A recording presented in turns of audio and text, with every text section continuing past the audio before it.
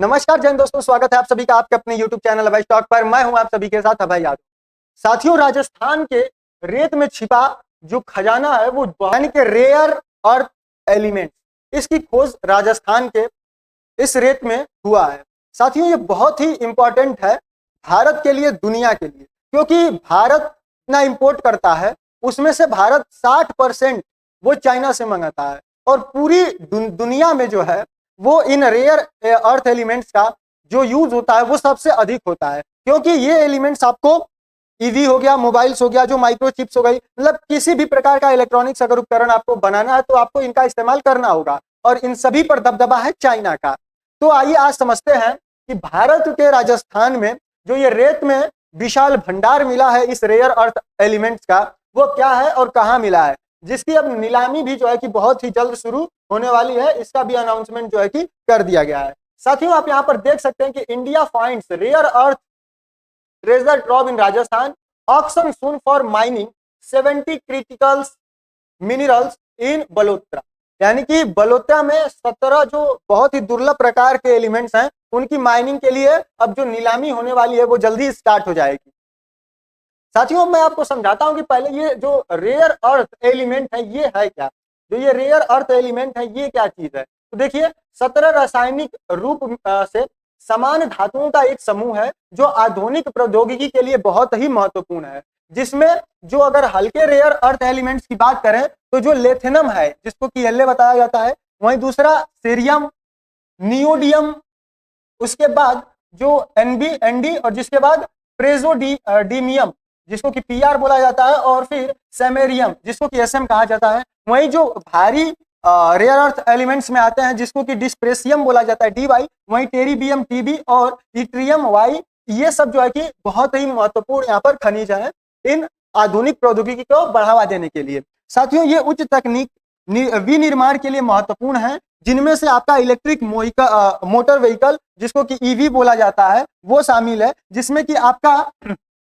किन किन चीजों का प्रयोग होता है, तो इसमें आपका इस डिस्प्रोसियम का प्रयोग होता है और इस नियोडिमियम का जो है कि यहाँ पर प्रयोग होता है। साथियों, वहीं वाइन टर्बाइंस में भी ये बहुत ही यूजफुल है। वहीं स्मार्टफोन्स और इलेक्ट्रॉनिक्स के लिए ये एलिमेंट बहुत ही ज्यादा महत्वपूर्ण है। साथियों, मिसाइल गाइडेंस सिस्टम जो होता है, रडार होता है और जो सैटेलाइट्स होते हैं, इन सब में इन सारे एलिमेंट्स का ये जो 17 एलिमेंट्स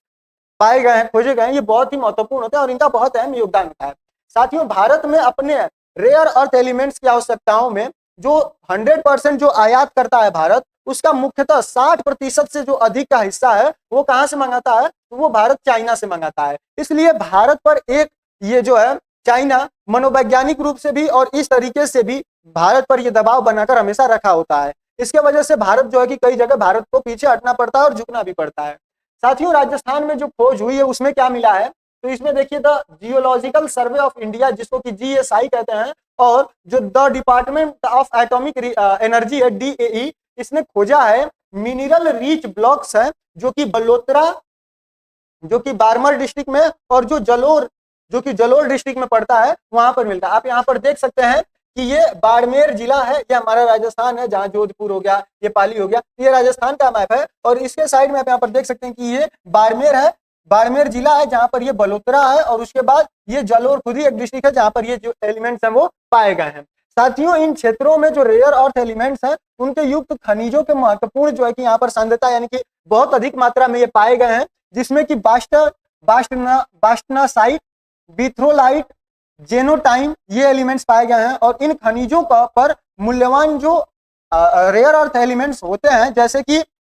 नियोडियम, देखिए मैं बताता हूं आपको, ये जो एलिमेंट्स हैं, जितने भी एलिमेंट्स होते हैं, ये शुद्ध मात्रा में कहीं भी नहीं पाए जाते हैं। ये शुद्ध मात्रा में नहीं पाए जाते हैं, ये खने जाते हैं, मतलब खनन किया जाता है और उसके बाद से उस मिट्टी को जो खना गया है, जिसको खनन के माध्यम से निकाला गया है, उसको लेकर जाया जाता है फैक्ट्रीज में, जहां पर इसको एक तरह से अगर साधारण भाषा में कहें तो छाना जाता है। जिस तरीके से चाय, और अगर चाय आप बनाते हैं तो छननी की सहायता से आप चाय पत्ती और जो उसमें चीजें डाले होते हैं उसको अलग करके चाय अलग कर लेते हैं, जिसको पीने में आसानी होती है। उसी तरीके से यहाँ पर इन खदानों को में से इस तरीके से माल निकाल कर ले जाया जाता है, और जिसके बाद इस तरीके से उनको जो है कि साफ किया जाता है, और उनमें से ये सारे जो एलिमेंट्स हैं वो यहाँ पर निकाले जाते हैं। साथियों, अमेरिकी भूवैज्ञानिक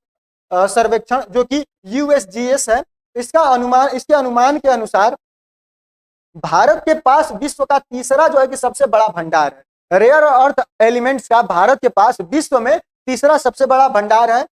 इसका अभी तक पर्याप्त अन्वेषण यानी कि इसकी अभी तक पर्याप्त रूप से खोज ही नहीं हो पाई है, क्योंकि भारत के पास जो है कि संसाधनों की कमी है, क्योंकि इसको निकालने के बाद खोजने में भी टाइम लगता है, उसमें भी बहुत सारा पैसा खर्च होता है और उसको फिर से फिल्टर करना होता है। साथियों, अब बात करते हैं कि क्या नीलामी किया जा रहा है, यानी कि बेचा क्या जा रहा है, किसकी जो है कि यहाँ पर नीलामी होने वाली है। तो देखिए, जो खान मंत्रालय है यानी कि खजान मंत्रालय है,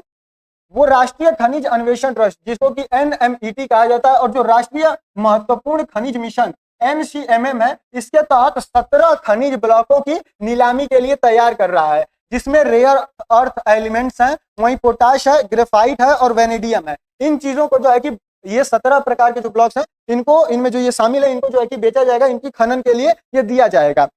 साथ ही लिथियम है।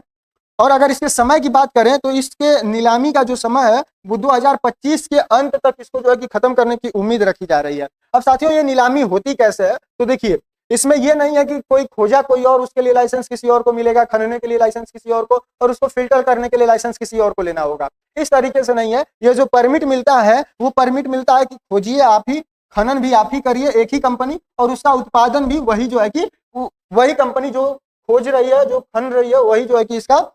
उत्पादन भी करेगी और मार्केट में ले जाएगी। तो इससे जो है कि निवेशकों का प्रवेश इसमें सरल हो जाता है, बार बार का जो है कि झंझट यहाँ पर नहीं रहता है। साथियों, अगर पिछली सफलताओं की बात करें तो पहले से ही पहले के जो नीलामी के दौर थे, जिनमें से 15 में से 10 ब्लॉक जो है कि सफलतापूर्वक दे दिए गए थे, जिनमें कोल इंडिया लिमिटेड को दिया गया था, वहीं हिंदुस्तान जिंक को, ऑयल इंडिया को और NLC इंडिया को जो है कि 15 में से 14 ब्लॉक्स जो है कि यहाँ पर आवंटित कर दिए गए थे। साथियों, राजस्थान में पहले ही हो चुकी है नीलामी, जिसमें कि पोटाश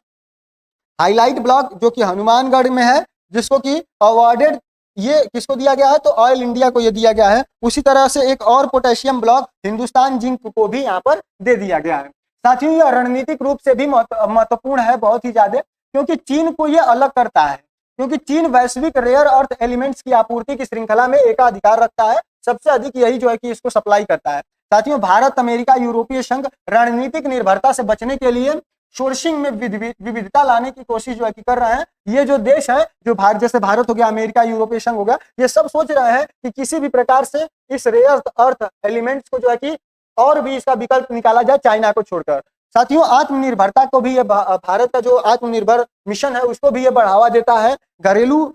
रेयर अर्थ एलिमेंट्स के खनन में जो है कि ईवी उद्योग हो गया, नवीनीकरण ऊर्जा उपकरण हो गया, रक्षा प्रणालियां हो गई, और जो इलेक्ट्रॉनिक्स और चिप्स का जो कारोबार है उसमें ये जो है कि सहायता देगा, अगर ये खुद ही भारत में निकाला जाए तो। साथियों, अब टेक इनवेल्ड एक्सप्लोरेशन की बात करें तो ये देखिए, राजस्थान में अभी इसका जो है कि यूज होगा, जिसमें कि AI का यूज किया जाएगा और मशीन का यूज किया जाएगा कि ये किस जगह पे, इसको स्कैन किया जाएगा किस जगह पे जो है कि ज्यादा मात्रा में यहाँ पर पाया जाएगा, जैसे कि सैटेलाइट इमेजरी के थ्रू, जियो फिजिकल सेंसर्स के थ्रू, और जो ड्रोन्स हैं, और जो पिन पॉइंट करके जो है कि मतलब अगर ये सभी लोग यहाँ पर मान लीजिए कि सभी लोग जितने ये, जैसे आप सैटेलाइट इमेजरी द्वारा, जियो फिजिकल सेंसर्स द्वारा, ड्रोन द्वारा पता लगाकर AI का हेल्प लेकर आप एक ही पॉइंट पर जो है कि इसको जो है कि फाइंड आउट कर पाएंगे, तो आपको हर जगह जो है कि डिग करने का यानी कि खनने का आवश्यकता नहीं होगा, आपको क्लियर पता चलेगा कि हाँ यहीं पर जो है कि है। इससे समय का भी और जो पैसे का भी है वो बहुत ज्यादा यहाँ पर बचत होगा। साथियों, अगर इसके इकोनॉमिक इंपैक्ट की बात करें तो ईवी और जो बैटरीज हैं ये जो है कि सस्ती होंगी, इनके रॉ मटेरियल सस्ते होंगे अगर इसका जो है कि डोमेस्टिक प्रोडक्शन होता है। वहीं इलेक्ट्रॉनिक्स की बात करें तो लोअर इंपोर्ट बिल्स आएगा चिप्स के लिए, जो मतलब इसमें जो यूज होता है, जैसे चिप्स हो गया, सेंसर स्क्रीन हो गई, मैग्नेट्स हो गया, ये सब विदेश चाइना से मंगाना पड़ता है। तो ये सब जो है कि अगर डोमेस्टिक होगा तो ये मतलब कि खुद ही है कि ये सस्ता होने ही वाला है।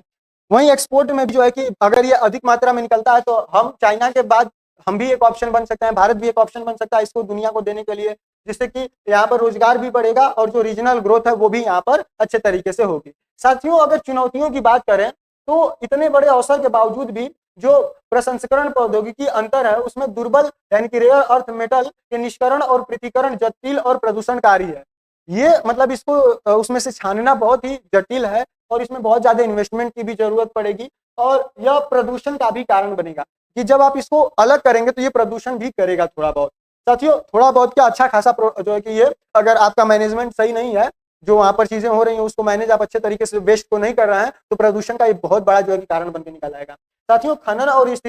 स्थिरता के बीच संतुलन जो है कि यहाँ पर उसको बनाए रखने की आवश्यकता होगी कि पर्यावरण को ज्यादा क्षति न हो। वहीं निजी क्षेत्रों में जो है कि प्रोत्साहन का जरूरत है, क्योंकि जो जोखिम भारी मतलब ये जोखिम भरा काम होगा, इसमें जो है कि इसमें खोजना और इसमें इसके लिए जो है आकर्षक शर्तें जो है कि पेश करने की भी आवश्यकता होगी। साथियों, साथ ही इसमें जो है कि स्थानीय विरोध का भी खतरा हो सकता है, क्योंकि आप देखते होंगे जहां कहीं भी हो कुछ भी ऐसा मिलता है, खनन वगैरह होता है या फिर वहां पर कुछ ऐसा है, तो वहां पर सरकार को वहां के लोगों से भी निपटना पड़ता है, उनको भी समझाना पड़ता है कि ये देश के लिए क्या है। तो इस तरीके से यहाँ पर विरोध का जो है कि विरोध भी यहाँ पर हो सकता है। साथियों, उम्मीद करता हूँ सारी चीजें आपको अच्छे तरीके से समझ में आई। बाकी आप लोगों की क्या राय कमेंट सेक्शन में जरूर बताइएगा। बाकी हम मिलते हैं अगले वीडियो में किसी अन्य टॉपिक के साथ। तब तक के लिए जय हिंद, जय भारत।